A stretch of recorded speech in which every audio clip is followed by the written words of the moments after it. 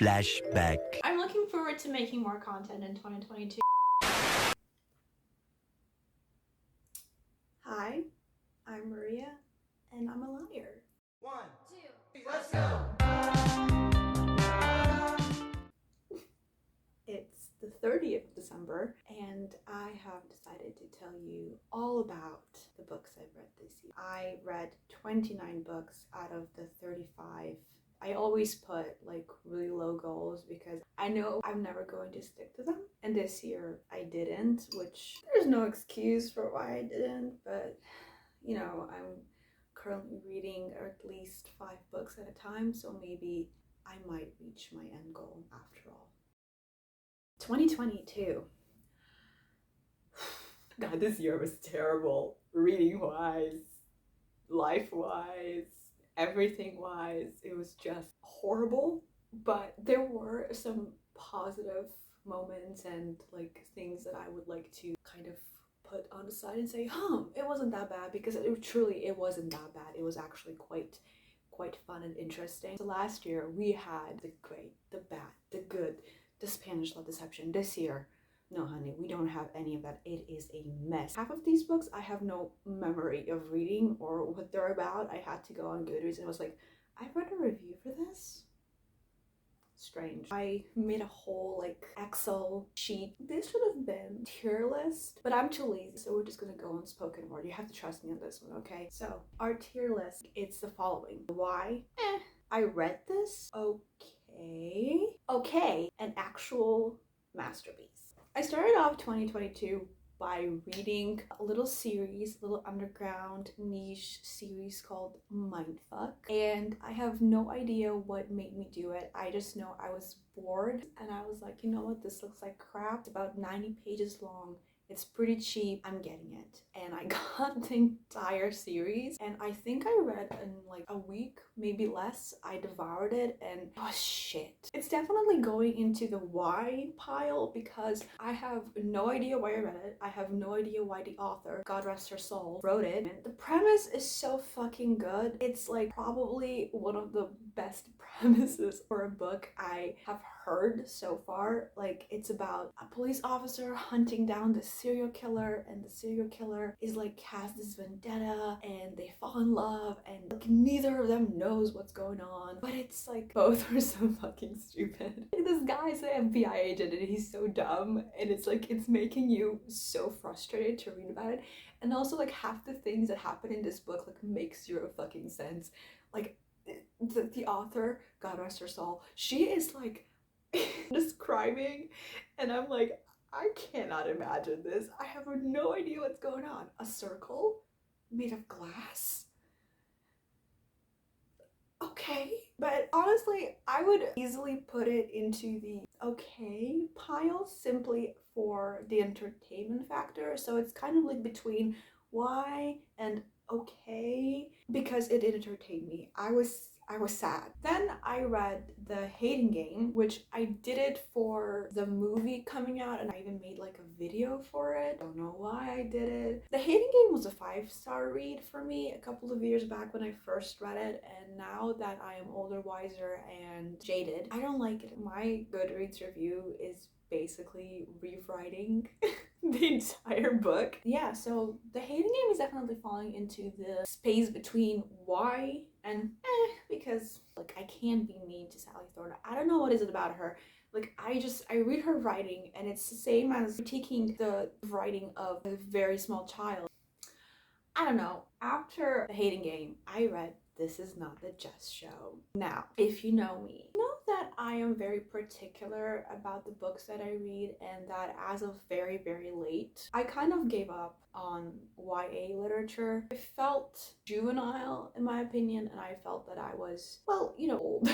It's not for me. I'm not the target audience. This one, oh my god, is very fun. It's about like this girl in the 90s and sort of kind of piecing things together and realizing that her life might not be what she thought it is. I loved it. I was like really into the whole story. It was very well written. The execution was perfect. There is a sequel to it that I have on my Kindle, but I haven't read yet. I don't know why I haven't. probably because like I'm savoring it or something. But yeah, it was a very good book. It does fall under the actual masterpiece tier. After this one, I read Evidence of the Affair. It is spectacular, beautiful, it is gut-wrenching. I put this in the okay pile because it's a short story. Obviously, there's no room to develop the story more than it's already been developed, but I enjoyed it nevertheless. It's a Taylor Jenkins Reid. She's one of my favorite authors, so obviously I'm going to enjoy her writing. Then we have Wreckage.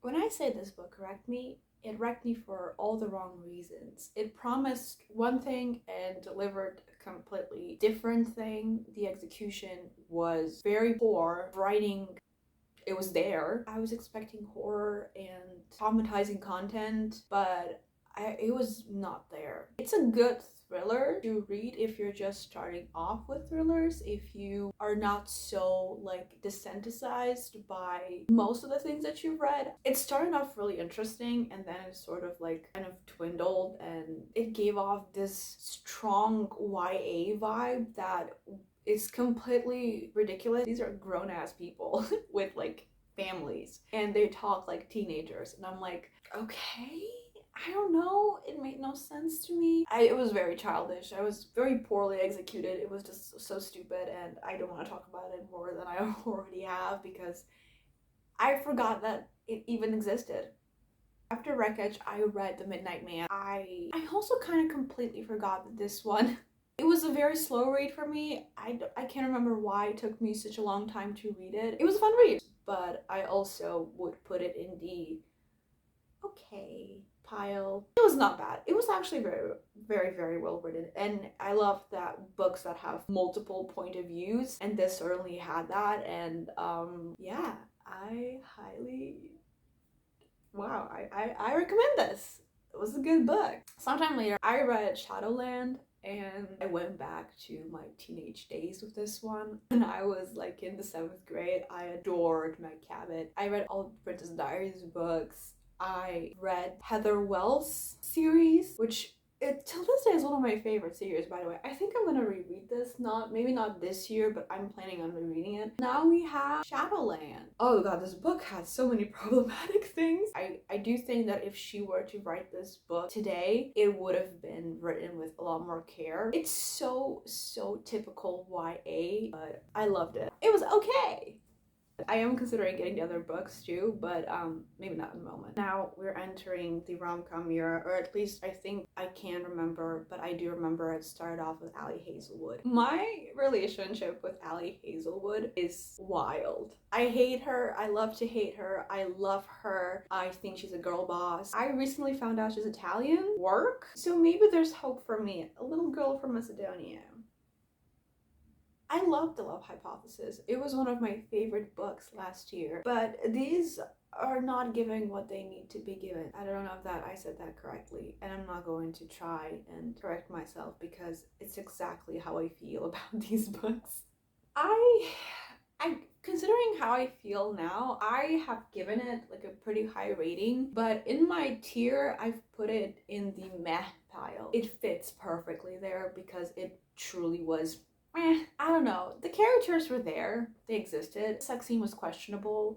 She tries. You know, Ali tries. She does her darkness. But I think like her editor and publisher should trust her a lot more and kind of free her from the shackles of tropey romance. She's a very good writer, not gonna lie. That being said, I did not like Under One Roof, but I did like everything I know about love. Now, Dolly Alderton is who I want to be when I grow up. I think she's amazing. I think she's so fun and she's so funny, and I genuinely adore and kiss the ground she walks on. Everything I know about love, it's between okay and actual masterpiece. Why is it that way? A lot of the stories make no sense to me. Like, I think it would have worked a lot better if like she took inspiration from her life and wrote a fictional story about a fictional character rather than a bunch of essays. I understand some people would prefer not to write fiction. They like to write nonfiction, and that's like what they're good at. I don't know. I just have a feeling, because then the show came out, and the show is pure fictionalized Dolly, right? It's not even, the main character is not even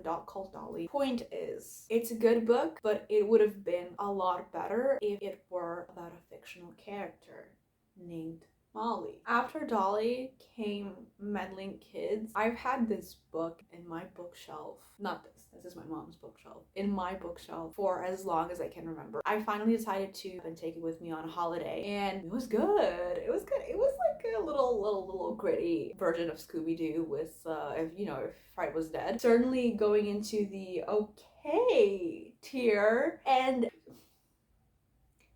should have been gayer. Perfect book. Wonderfully written. It was so well executed. Like, oh my god.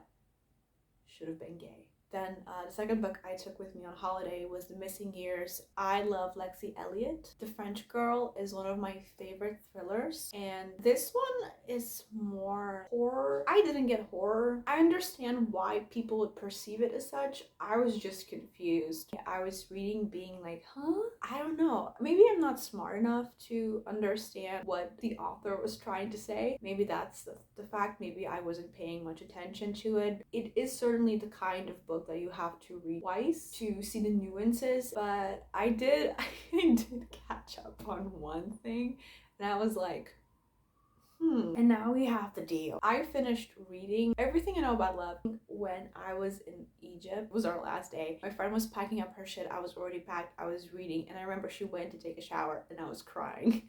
It was so embarrassing. I was like sobbing throughout the last chapter. And as we were waiting at the airport, I was like, I kind of feel like reading something dumb. I am going to reread The Deal, because in my mind, it kind of had this idea that it was a very cutesy book solely out of like these several scenes that I have decided to remember. And I was rereading and I was like, this is pure shit.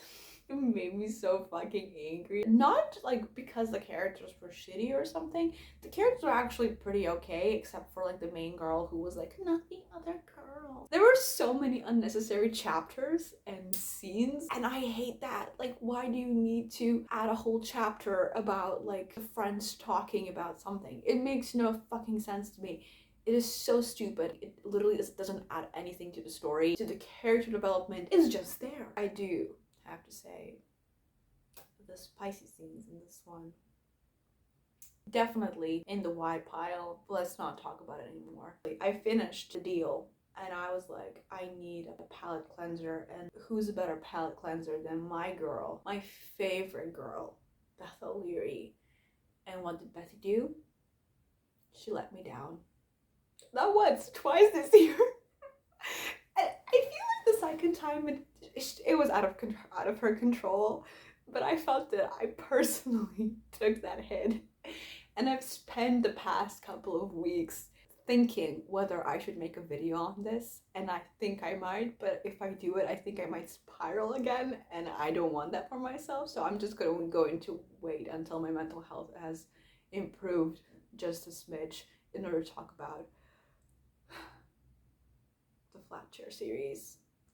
But now, we're not talking about that. We're talking about the road trip, which compared to the Flat Chair series is equally as disastrous. I have put the road trip to the okay tier because I was just confused. Yeah. I mean, it was lovely. It was very funny. Beth has an excellent sense of humor. I love books that are funny and authors that are just, they have a fantastic sense of humor and it translates incredibly well on the page. It did not give what it had to be given. It did not. It exists. It's part of Beth O'Leary's bibliography. I'm babbling. I'm so upset I'm babbling. Massive disappointment. And maybe that's why next read after that was Stuck With You by Ali Hazelwood. This one, oh my god, certainly going into the meh pile. What a fucking load of shit. There was a moment where I was like, ooh. But also like where I was like, how dare you use my own personal interest against me. I do not like blonde men. I think blonde men are the devil, so I don't have anything to talk about other than Alexander Skarsgård was definitely modeled for this male interest.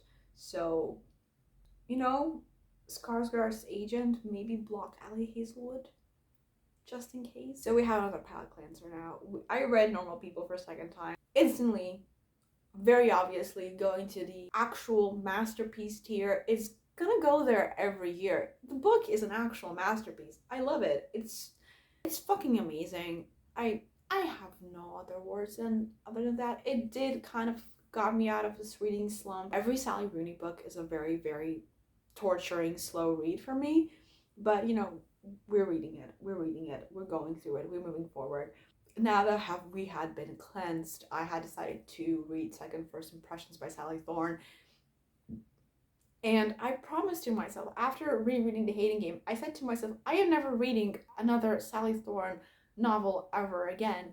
I don't know what forced me to buy this. I just looked at it and I was like, this looks cute. Maybe she's improved. She has not. My God, this was why. It doesn't really fully deserve to go there, but I have beef with this book. I have beef with the male character. How can you just enter someone's house and eat their food? My God. I am never reading a Sally Thorne book ever again. We were just on a roll with really, really disappointing books because funny you should ask disappointed the hell out of me. I thought it would be fun and cute and interesting because my God, I love stories based in Hollywood. I love the whole like PR bubble. I love everything that comes out of it. I love how fucking dirty and spoiled it is. This was none of it. I understand why people like it, but this is a very, very strong okay for me. I don't even want to rank it as okay. It was meh. I always find books with writers interesting because they portray this character as this fantastic writer, right? And the character, and funny you should ask, she's a journalist, but she's not a very good one. The level of unprofessionalism and everything that goes there, I understand why she's portrayed as such, but it's supposed to be this great love story that, you know, something happened on that night that she was interviewing this mega action actor star, and you know, it was so poignant to both of them that 10 years later the spark was still alive and they were still very much at the same place they were when they first met. But I didn't get that. It was so bland, it was so boring. I think it lacked grit. I understand that romance novels shouldn't be like gritty, they should be like happy and lively and blah blah blah. But if you're going to write a romance novel in Hollywood trying to kind of like subtly, you know, poke at all of the problematic things that the machine has, be a bit more brave about it. This is also a book that it would have been a lot more interesting if it was a bit more gay. Honestly, not a bit, a lot more gay. It deserved a bisexual character because we are hungry, man. Come on, give us something. And now we have 10 years. This is okay. Teetering the line with an actual masterpiece. It's not an actual masterpiece for several reasons, despite my 5-star rating. I feel like timing was very, very relevant as to why I love this book as much as I do. And I love this. I love when a book shows up at the right time and it kind of, you can't stop thinking about it. Like you see it and you're like, I'm not buying this, but then you can't stop thinking about it. There's something about it that kind of you want to read it. And that was the deal with me in 10 years. I genuinely enjoyed this book. I love the premise. I'm not sure if I should talk more or I should just leave it up to you. It was a really, really good book. It handled grief very beautifully. I'm going to start crying because I've been grieving for the past couple of months. It's not going away. So yeah. God, I'm crying on camera. God. Oh, this is embarrassing. But yeah, 10 years. 10 out of 10. Very good. I feel like 10 years kind of started off this short-lasting track record of good books because afterwards I read Mexican Gothic that I loved. It was a buddy read with my friend Kylie. Shout out to Kylie. I loved Mexican Gothic. It was so fun to read. It was this was a very eerie read. Honestly, what they said is a horror, like the author said it was a horror novel, and it's a horror novel through and through. Very good. I loved it. Disgusting blonde men. We love to see it. And a completely cute love story that I was like, oh my god, same. I feel exactly the same. It should have been funny, but it made me laugh a couple of times. It was a very good read. It was what I needed. I definitely recommend Mexican Gothic to everybody. It's so good. It's so perfect. So fucking well written too. It made me very happy. And afterwards we have Bonjour Tristes. I'm not sure if I say it correctly, but I feel like Emily in Paris should have read this one because she would have gotten a very good grasp on how French people are like. I expected a lot more tragedy from this one. I don't know why. I just kind of was hoping that it would make me really sad, but in the end I felt nothing. I understand that it was the first book written by this author. She was 18 when she wrote this, and it certainly reads like the writings of an 18-year-old. I think that's the reason why it made me feel a lot more interested in her entire written work. I'm certainly going to read the rest of her books now because I want to know how she's developed as a writer. This one was very short, very kind of lukewarm, falls under the K category as opposed to past two books that I've read that are definitely into the actual masterpiece category. It's just there. It exists. It's a fine book. Then we have, God, this is a fucking long ass title, so we're just going to go off and I'm gonna read as like my mom reads from her tablet. The Southern Book Club's Guide to Slaying Vampires. My God, this was brilliant. I tend to avoid reading books about women written by men because you get it. This one, oh my god, I was so pleasantly surprised. Grady Hendrix writes women better than most women write women, in my opinion. I don't want to say this like whatever, but it's so well written. He gets it. He gets the female rage, the female love and pining and yearning and everything that goes on in our fucking minds. And this was pure perfection for me. I loved it so much. It made me, oh my god, it made me so upset. It made me just kind of, I wanted to crawl under a blanket reading it. And it was funny, it was beautiful, it was gut-wrenching, but also it was a fine mixture. It was a beautiful book. I think it's a 5-star read. I'm not sure, I don't remember, but it's actual masterpiece and I'm so happy. Definitely one of my favorite reads of 2022. I needed this book. I needed to read this and I'm so glad I did because it made me very happy. It gave me hope that I am on a very good track to reading better books.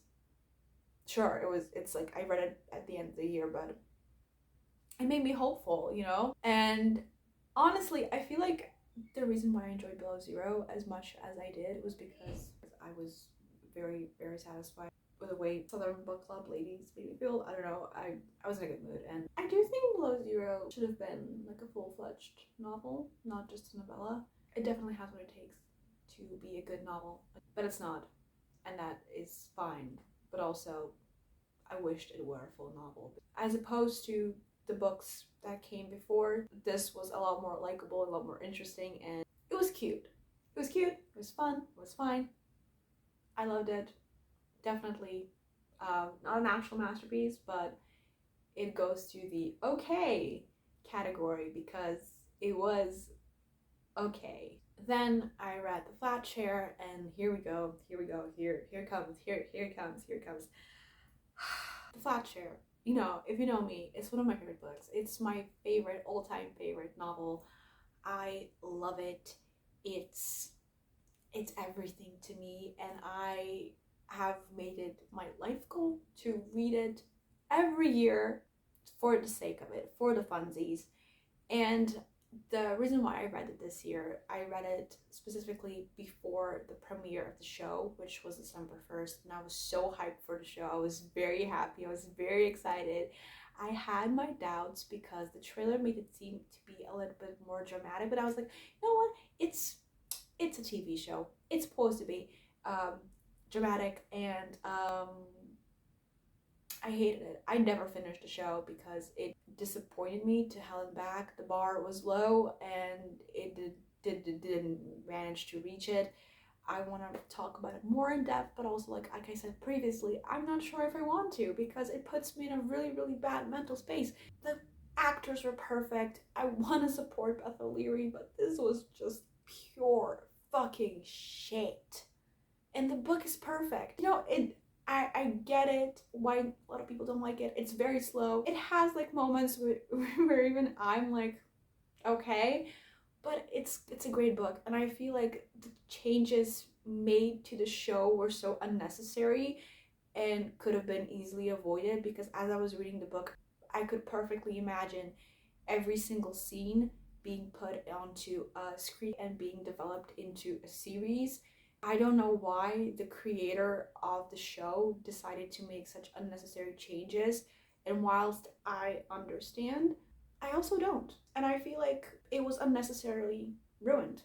I also read the epilogue, which is like a bunch of like Christmas letters that they wrote to each other, and I loved it. It was like 5 pages long. It was fine. It was great. I love that. Show, terrible. Book, amazing. Please don't watch the show or watch it. I don't know. I want to support the actors. The actors are actually really nice. I follow them on Instagram. I love them both. Like Anthony Welsh, he's certainly very good looking. I'm not gonna talk about it more. I'm sorry. It's just me going on tangent. Editing Maria here. Hi. So in my little tangent thing, I completely forgot to talk about My Evil Mother. I think the reason I forgot it was because it was completely unmemorable and I have no thoughts or opinions about it, except I did not understand what it was about. It went into the okay pile. I didn't get it. Back to the program. And the last book I read in 2022 is Carmilla. This was just meh for me. It's the first sapphic novel that we know of, and it's important to the culture. I think for me, classic literature is just a no-go. I can't get into it. I don't know why. The only like classic literature I do like that was written before our times was Jane Austen, and even that I have a very difficult time reading, probably because English is not my first language and I still struggle understanding certain things that have been written. Same goes for Shakespeare. I'm like reading Shakespeare, I'm like, what the fuck is this? But it was okay. I do think people should read it because I would love to see writers writing a modernistic version of Carmilla. Sure, we have like the show, and I've seen the show, I've watched it on YouTube like what everybody else did. But yeah, I was there. It was fine. I was reading and I was like, Laura, girl, come on, Jesus fucking Christ, you can't be that clueless. But she is, and her father is as well, and Carmilla is just there like prawling and sucking the life out of everybody, quite literally. That's my reading wrap up for 2022. It's quite dire, as you can see. I'm currently reading like 5 books, hoping that I finish at least 3 of them or 2 of them, because I'm halfway through Orange is Not the Only Fruit, The Bell Jar, and God, this 3rd book has like 2 titles, so I don't know how to name it, but Goodreads has it under How to Save a Life, so we'll see. And then I have Life's Story, and I have Don't Look at Me Like That. It's just a lot. I don't know. I'm gonna do my best to read them all. And yeah, I'm not making any promises for New Year. I don't know if I'm going to post more. Hopefully, fingers crossed, I will, because I do want to. This gives me great joy. But we'll see. Yeah. Okay. Thank you for watching. I love you. Hope you have a wonderful New Year. And I'll see you when I see you. Bye.